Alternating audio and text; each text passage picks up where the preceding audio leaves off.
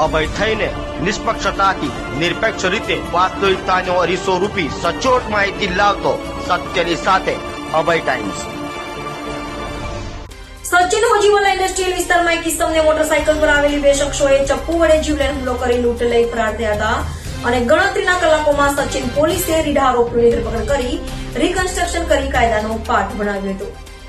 Sachin Hojiwala industrial વિસ્તારમાં અવારનવાર મજૂર કામદાર પાસેથી લૂંટની ઘટનાને અંજામ આપતા આરોપીઓએ ગત રોજ એક યુવકને મોટરસાયકલ પર આવેલા બે શખ્સોએ ચપ્પુ વડે હુમલો કરી ગંભીર ઇજાઓ પહોંચાડી ભાગી છૂટ્યા હતા। જે અંગે સચિન પોલીસે ગુનો નોંધી ગણતરીના કલાકોમાં આરોપીઓની ધરપકડ કરી લૂંટવાળી જગ્યાએ આરોપીઓને લઈ જઈ રિકન્સ્ટ્રક્શન કરાયું હતું। હોજીવાલા ઇન્ડસ્ટ્રીયલમાં રાત્રિ દરમિયાન કામદારોમાં ભયનો માહોલ હતો। કામદારોમાં ભય ન રહે તે માટે આરોપીઓને ઘટના સ્થળે લઈ જઈ રિકન્સ્ટ્રક્શન કરાયું હતું। હોજીવાલા ઇન્ડસ્ટ્રીયલમાં ફરિયાદી સહિત માલિકો અને કામદારોની સામે આરોપીઓને લઈ જઈ રિકન્સ્ટ્રક્શન કરાયું હતું। સચિન પોલીસ ઇન્સ્પેક્ટર દ્વારા લોકોને સૂચન કર્યું કે આવા અસામાજિક તત્વોથી ડરવાની કોઈ જરૂર નથી અને કોઈ બીજા સાથે ઘટના બની હોય તો સીધા સચિન પોલીસે આવી ફરિયાદ નોંધાવી અને સચિન પોલીસ ઇન્સ્પેક્ટરની કામગીરીને ઇન્ડસ્ટ્રીયલના માલિકોએ બિરદાવી હતી। ગુનેગારોને સંદેશો આપતા સચિન પોલીસ ઇન્સ્પેક્ટરે કહ્યું કે કાયદામાં રહેશો તો ફાયદામાં રહેશો।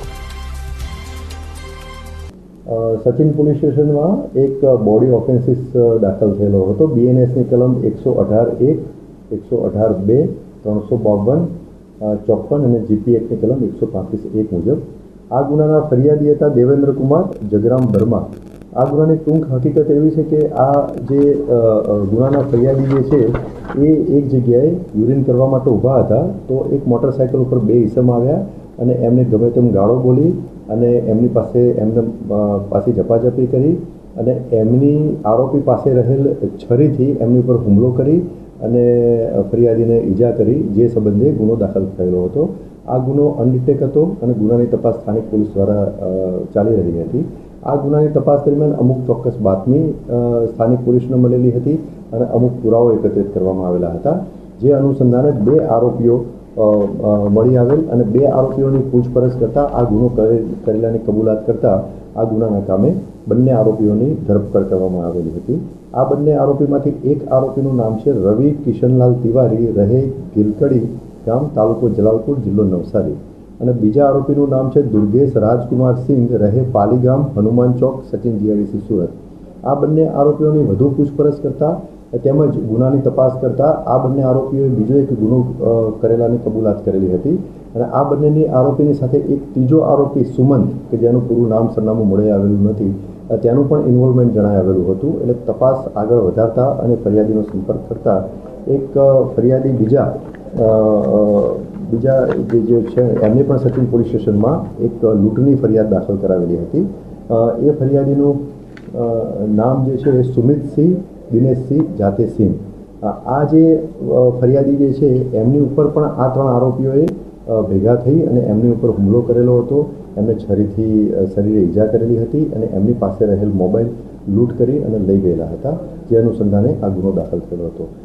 આ બંને ગુનામાં જે આરોપીઓ જે છે એમાંથી આ બંને આરોપીનું મેં જે વાત જેમ કહ્યું એમ ધરપકડ કરવામાં આવેલી છે અને એક આરોપી ફરાર છે અને લૂંટમાં ગયેલ મુદ્દામાલ મોબાઈલ ફોન પણ તપાસ દરમિયાન રિકવર કરવામાં આવ્યું છે। બંને કેસમાં જે આરોપીઓ છે બંને કેસના મુદ્દામાલ જમા થયા? એક શરીર સંબંધી ગુનો છે અને એક મિલકત સંબંધી ગુનો છે કે જેમાં લૂંટ થયેલી છે। એટલે એક ગુનાનો જે મુદ્દામાલ જે છે એ રિકવર કરવામાં આવેલો છે। જે આરોપીઓનો કામ ધંધો શું હતો? બંને આરોપીઓ પૈકી રવિ તિવારી અને દુર્ગેશ રાજકુમાર સિંહ કે જેમની ધરપકડ થયેલી છે એ બંને આરોપીઓ છૂટક મજૂરી કરતા હતા। અમુક કંપનીઓમાં નોકરી કરતા હતા અને થોડા ટાઈમ નોકરી કરી અને પછી એ રખડતા ભટકતા જેવી એમની પ્રવૃત્તિ હતી।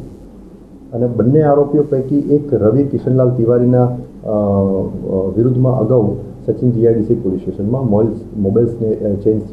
મોબાઈલ સ્નેચિંગનો ગુનો પણ દાખલ થયેલ છે।